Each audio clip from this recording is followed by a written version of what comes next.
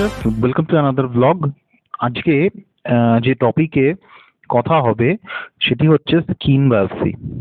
Skin biopsy বলতে কি বোঝায়, কি কি প্রসেসে স্কিন বায়োপসি করা হয়, স্কিন বায়োপসি পদ্ধতি কি কি, কেন করা হয়, এর কোনো রিস্ক আছে কিনা, এই সমস্ত বিষয়ই আজকে আলোচনা হবে। এ বিষয়ে আপনি জানতে ইন্টারেস্টেড হলে ব্লগটি শেষ পর্যন্ত দেখতে থাকুন। আর এই চ্যানেলে যদি নতুন হন তাহলে চ্যানেলটি সাবস্ক্রাইব করে অল নোটিফিকেশন অন করতে ভুলবেন না। তার ফলে পরবর্তীকালে এমনই বিভিন্ন স্বাস্থ্য বিষয়ক ভিডিও আপনার কাছে ইনস্ট্যান্টলি পৌঁছে যাবে। তো আজকের বিষয় হচ্ছে স্কিন বায়োপসি। স্কিন বায়োপসি খুব গুরুত্বপূর্ণ একটি ইনভেস্টিগেশন স্কিন বা চামড়ার রোগের ডায়াগনোসিসের ক্ষেত্রে। তো স্কিন বায়োপসির ক্ষেত্রে কি করা হয়? স্কিন বায়োপসির ক্ষেত্রে চামড়ার থেকে খুব সামান্য একটা পোর্শন অফ টিস্যু নিয়ে নেওয়া হয় এবং এই টিস্যুকে প্রসেস করা হয়। প্রসেস করার মাধ্যমে সেই টিস্যু থেকে স্লাইড তৈরি করা হয়। স্লাইড বলতে কি, বিভিন্ন গ্লাস স্লাইডের উপরে সেই টিস্যুর খুব সরু থিন সেকশন বানানো হয় এবং এই থিন সেকশনগুলিকে আন্ডার মাইক্রোস্কোপ এক্সামিন করা হয়, করে স্কিনে কি ধরনের সমস্যা আছে সেটা নির্ণয় করা হয় এবং তারপরে সেই অনুযায়ী চিকিৎসা করা হয়। তো এই হলো স্কিন বায়োপসি। এবার এই যে স্কিন বায়োপসি, তার বিভিন্ন রকম কিন্তু প্রসেস আছে। কি কি প্রসেস আছে সেই ব্যাপারে একটু দেখে নেওয়া যাক। তো স্কিন বায়োপসির বিভিন্ন যে টাইপ আছে তার মধ্যে একটি টাইপ হলো শেপ বায়োপসি। শেপ বায়োপসি বলতে কি বোঝায়? শেপ বায়োপসি যখন স্কিনের কোনো লিশন একদম সুপারফিশিয়াল আছে, অর্থাৎ ধরে নিন একদম চামড়ার উপরের পোর্শনে আছে, তো এইখানে কি ধরনের রোগ আছে, কি কারণে এই লিশন, এই টিউমার বা সোয়েলিং বা এই অ্যাবনর্মালিটি আছে সেটা জানার জন্য শেপ বায়োপসি করা হয়। শেপ বায়োপসির ক্ষেত্রে কি করা হয় যে একদম একটা ব্লেডের মাধ্যমে এই চামড়ার একদম সুপারফিশিয়াল বা উপরের পোর্শনটুকু কেটে বাদ দেওয়া হয় এবং এটাকে প্রসেস করে এক্সামিন করা হয়। এটা হলো শেপ বায়োপসি। এক্ষেত্রে খুব অল্প অ্যামাউন্টের টিস্যুর প্রয়োজন হয়। নেক্সট হচ্ছে পাঞ্চ বায়োপসি। পাঞ্চ বায়োপসি কখন করা হয়? যখন যে লিশন বা অ্যাবনর্মালিটি আছে, ধরে নিন সেই অ্যাবনর্মালিটিটা একটু বড় এবং সেটা হচ্ছে স্কিনের হয়তো বড় এরিয়াকে ইনভলভ করছে। মনে করুন স্কিনের কিছুটা ডেপথে অবধি ইনভলভমেন্ট আছে। তো এই ক্ষেত্রে শুধুমাত্র সুপারফিশিয়াল পোর্শন নিলে হবে না, এই ক্ষেত্রে কি করতে হবে যে স্কিনের একটু ডিপার পোর্শনের টিস্যু লাগবে। তার জন্য এক্ষেত্রে পাঞ্চ বায়োপসির মাধ্যমে স্কিনের একটা পোর্শনকে তুলে নেওয়া হয় এবং এক্ষেত্রে কি হয়, স্কিনের বিভিন্ন ডিপার লেয়ারের টিস্যু পর্যন্ত চলে আসে। শেপ বায়োপসির ক্ষেত্রে যেরকম একদম সুপারফিশিয়াল টিস্যু আসে, পাঞ্চ বায়োপসির ক্ষেত্রে কি হয়, পাঞ্চ বায়োপসির ক্ষেত্রে একটু ডিপার টিস্যু আসে। নেক্সট হচ্ছে এক্সিশনাল বায়োপসি। এক্সিশনাল বায়োপসির ক্ষেত্রে কি করা হয়? এক্ষেত্রে স্কিনের একটা পোর্শনকে কেটে বাদ দেওয়া হয়। সাপোজ স্কিনে কোনো একটা টিউমার আছে, ধরে নিন এটি একটি স্কিনের টিউমার। তো এই এক্সিশন বায়োপসির ক্ষেত্রে কি করা হয়? এই এক্সিশন বায়োপসির ক্ষেত্রে সেই টিউমার সমেত সারাউন্ডিং এরিয়ার কিছুটা নর্মাল স্কিনও কেটে বাদ দেওয়া হয়।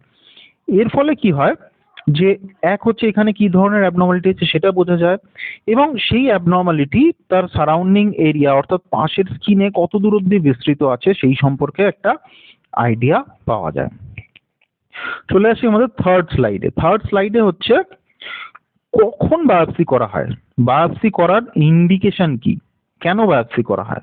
ঠিক আছে, তো প্রথমেই যদি কোনো অ্যাবনর্মাল কোনো স্কিন র্যাশ থাকে, যদি কোনো অ্যাবনর্মাল স্কিন র্যাশ থাকে এবং সেটা অনেক দিন ধরে পারসিস্ট করছে, সেটা সহজেই কিন্তু যাচ্ছে না, তো এরকম যদি কোনো অ্যাবনর্মাল র্যাশ অনেকদিন ধরে স্কিনে থাকে, সেই ক্ষেত্রে সেই র্যাশটি কেন হয়েছে, তার পিছনে কি কারণ আছে সেটা জানার জন্য কিন্তু স্কিন বায়োপসি করা যেতে পারে। নেক্সট হচ্ছে কোনো স্কেলি বা রাফ লিশন।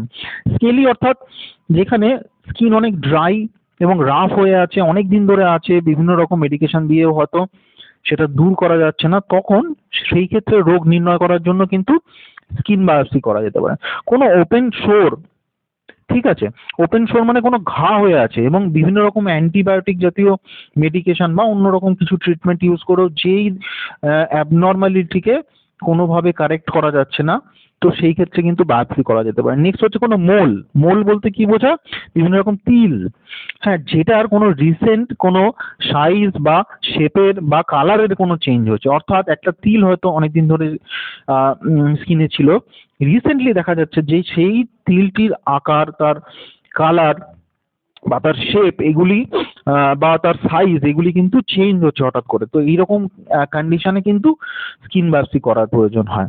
যদি কোনো কোনো তিল বা মোল তার যদি কিছু চেঞ্জ হয়, কিছু যদি অ্যাবনর্মালিটি থাকে, যেমন অ্যাসিমেট্রিক্যাল।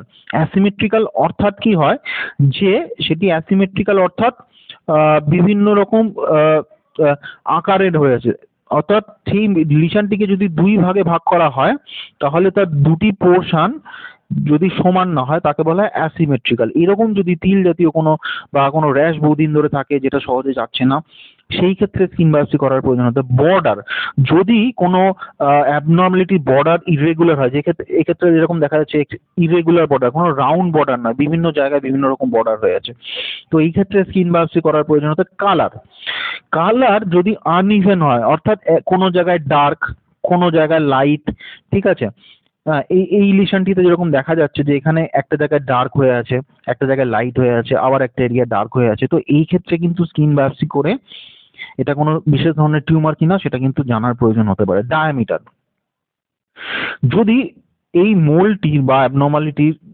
সাইজ যদি বড় হয়, বড় বলতে লার্জার দ্যান এ পি, অর্থাৎ মটরের সাইজের থেকে যদি বড় হয়, বা সাডেনলি হয়তো সেই মোলটি বা তিলটির সাইজ হয়তো বাড়ছে, সেই ক্ষেত্রে বায়োপসি করার প্রয়োজন হয়। নেক্সট হচ্ছে ইভলভিং, অর্থাৎ সেই একটি তিল হয়তো অনেকদিন ধরে আছে শরীরে, সেটি অনেকদিন ধরে একই রকম ছিল, কিন্তু সাডেনলি দেখা যাচ্ছে তার কোনো সাইজের চেঞ্জ হচ্ছে, অথবা সেটার কোনো কালারের চেঞ্জ হচ্ছে, অথবা তার মার্জিনের কোনো চেঞ্জ হচ্ছে, এরকম যদি কোনো চেঞ্জ হতে থাকে সেই ক্ষেত্রে কিন্তু বায়োপসি করার প্রয়োজন হয়।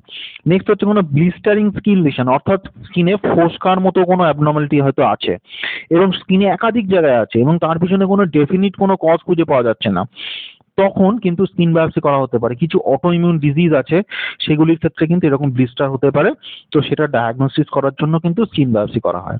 তো মোটামুটি ভাবে এইরকম বিভিন্ন কারণ আছে, বিভিন্ন কারণে কিন্তু স্কিন বায়োপসি ইউজুয়ালি করা হয়ে থাকে। এবার চলে আসি পরের স্লাইডটিতে। পরের স্লাইডটিতে হচ্ছে যে এবার হচ্ছে যে স্কিন বায়োপসির একটি বিশেষ টাইপ, সেটি হলো পাঞ্চ বায়োপসি। পাঞ্চ বায়োপসি কিভাবে করা হয়? পাঞ্চ বায়োপসির ক্ষেত্রে কি হয় করা হয়, একটি নিডল ইউজ করা হয়। এই নিডলটি কি হয়, এর ভিতরের পোর্শনটি হলো হয়, অর্থাৎ ধরে নিন এটি একটি নিডল যার ভিতরের পোর্শনটি হলো বা ফাঁকা, এবং এর যে এই যে এজগুলি সেগুলি খুব শার্প। এবার এটাকে যদি স্কিনের মধ্যে পাঞ্চ করা হয় সেক্ষেত্রে কি হয়, যে স্কিনের কিছুটা টিস্যু এর মধ্যে কেটে বার হয়ে চলে আসে এবং ওই টিস্যুটিকে তখন এক্সামিন করা হয়। তবে এক্ষেত্রে ভয় পাওয়ার কিছু নেই, এক্ষেত্রে আগে থেকে অবশ করে নেওয়া হয়, অবশ করার জন্য বিভিন্ন রকম ইনজেকশন দিয়ে অবশ করা হয়, যাতে এই প্রসিডিউরটি যখন করা হয় তখন যাতে পেন না হয়। এক্ষেত্রে সব থেকে বড় অ্যাডভান্টেজ কি, পাঞ্চ বায়োপসিতে অনেকটা ডিপার টিস্যু পাওয়া যায়, অর্থাৎ হ্যাঁ একদম সুপারফিশিয়াল লিশন না হলে অনেকটা ডিপার লিশন, সেটাও কিন্তু এই বায়োপসির মাধ্যমে কিন্তু ডায়াগনোসিস করা যায়। এটা হলো পাঞ্চ বায়োপসি। নেক্সট হচ্ছে চলে আসছি যে শেপ বায়োপসি। শেপ বায়োপসি আমি আগেই বলেছি, শেপ বায়োপসির ক্ষেত্রে একদম সুপারফিশিয়াল পোর্শন অফ স্কিন থেকে একটা বায়োপসি নেওয়া হয়। সেই ক্ষেত্রে কি হয়, যে যদি কোনো লিশন অ্যাবনর্মালিটি যদি একদম স্কিনের সুপারফিশিয়াল পোর্শনে থাকে তাহলে সেক্ষেত্রে কি করা হয়, সেক্ষেত্রে শেপ বায়োপসি করা একটা খুব শার্প ব্লেডের মাধ্যমে, সেক্ষেত্রে একদম স্কিনের উপরের পোর্শন, সুপারফিশিয়াল পোর্শন, সেটাকে তুলে নেওয়া হয়, তুলে নিয়ে সেটাকে এক্সামিন করা হয়, করে দেখা হয় যে এতে কোনো অ্যাবনর্মালিটি আছে কিনা। নেক্সট হচ্ছে চলে আসি এক্সিশন বায়োপসি। এক্সিশন বায়োপসির ক্ষেত্রে কি করা হয়, মনে কোনো একটা বড় লিশন আছে স্কিনে, এই ক্ষেত্রে কি করা হয়, স্কিনের একটা পোর্শন সমেত, একটা নর্মাল পোর্শন সমেত এটাকে স্কিনটাকে কেটে তুলে নেওয়া হয়, এবং এক্ষেত্রেও প্রতিটা স্কিনের বায়োপসির ক্ষেত্রে কিন্তু লোকাল অ্যানাস্থেসিয়া দেওয়া হয়, অর্থাৎ সেক্ষেত্রে ইনজেকশন দিয়ে প্রথমে এরিয়াটাকে অবশ করা হয়, তারপর একটা স্ক্যালপেল বা খুব শার্প একটা ব্লেডের মাধ্যমে স্কিনের একটা পোর্শন সমেত টিউমারটাকে তুলে নেওয়া হয় এবং এইটাকে এক্সামিন করা হয়। এক্সামিন করে দেখা হয় যে এর মধ্যে কোনো অ্যাবনর্মালিটি আছে কিনা। এবার হচ্ছে সবথেকে ইম্পর্টেন্ট প্রশ্ন, যে এই স্কিন বায়োপসি করার ক্ষেত্রে কি কোনো রিস্ক আছে? প্রথমত বলে রাখি যে খুব সেফ প্রসিডিওর, খুব কম রিস্ক আছে, কিন্তু খুব কম হলেও কিছু চান্স থাকে, যেমন হচ্ছে যে ব্রুজিং, হ্যাঁ, অর্থাৎ চামড়ার নিচে ব্লিড হওয়া অথবা ব্লিডিং অথবা সেখানে ঘা হতে পারে বা সেখানে কোনো ইনফেকশন ডেভেলপ করতে পারে।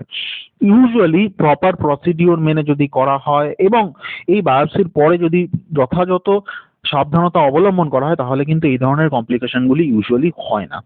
কিন্তু তাও হওয়ার একটা চান্স থাকে যদি বায়োপসি করার পরে জায়গাটি ঠিকমতো ক্লিন না করা হয়, যদি সেক্ষেত্রে প্রপারলি যত্ন নেওয়া না হয়, ঠিকমতো ড্রেসিং না করা হয়, তাহলে কিন্তু ইনফেকশন হতে পারে। ইনফেকশন হয়েছে কি করে বোঝা যাবে? ইনফেকশন হলে সেই জায়গাটিতে সোয়েলিং হবে, অর্থাৎ জায়গাটি ফুলে উঠবে, সেই জায়গাটি লাল হয়ে যাবে, সেখানে আরো বেশি ব্যথা হবে। তো এই ধরনের সমস্যা হলে অবশ্যই কিন্তু ডক্টরের পরামর্শ নিতে হবে। সেক্ষেত্রে যথাযথ অ্যান্টিবায়োটিক দিয়ে বা সেটাকে প্রপারলি ড্রেসিং করে সেটাকে কিন্তু ঠিক করা যেতে পারে। তো ভিডিওটি যদি ভালো লাগে ভিডিওটিকে একটি লাইক দিতে ভুলবেন না। ভিডিওটির কেমন লাগলো অবশ্যই একটি কমেন্ট করে জানান। ভিডিওটি যদি প্রয়োজনীয় মনে হয় শেয়ার করতে ভুলবেন না এবং সবশেষে যদি আপনি এই চ্যানেলে নতুন হন চ্যানেলটি সাবস্ক্রাইব করে অল নোটিফিকেশন অন করতে ভুলবেন না, কারণ এই চ্যানেলে আমি এরকমই বিভিন্ন স্বাস্থ্য বিষয়ক ভিডিও নিয়ে আসি।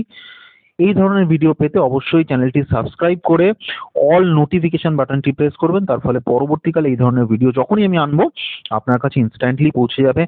আর আমার চ্যানেলে বিভিন্ন রকম স্বাস্থ্য বিষয়ক ভিডিও আছে, সেগুলি আপনি দেখতে চাইলে চ্যানেলে বিভিন্ন প্লে লিস্ট আছে, সেই প্লে লিস্টগুলি আপনি ভিজিট করতে পারেন এবং বিভিন্ন সিস্টেম ওয়াইজ বিভিন্ন ডিজিজ ওয়াইজ আমি বিভিন্ন প্লে লিস্ট বানিয়ে রেখেছি, সেই প্লে লিস্টের ভিডিওগুলি আপনি দেখতে পারেন। ভালো লাগলে কমেন্ট করে জানাবেন। ভিডিও যদি শেয়ার করার মতো মনে হয় শেয়ার করতে পারেন এবং চ্যানেলে নতুন হলে চ্যানেলটি সাবস্ক্রাইব করতে ভুলবেন না। Till then, take care and stay fit, be healthy. Thank you.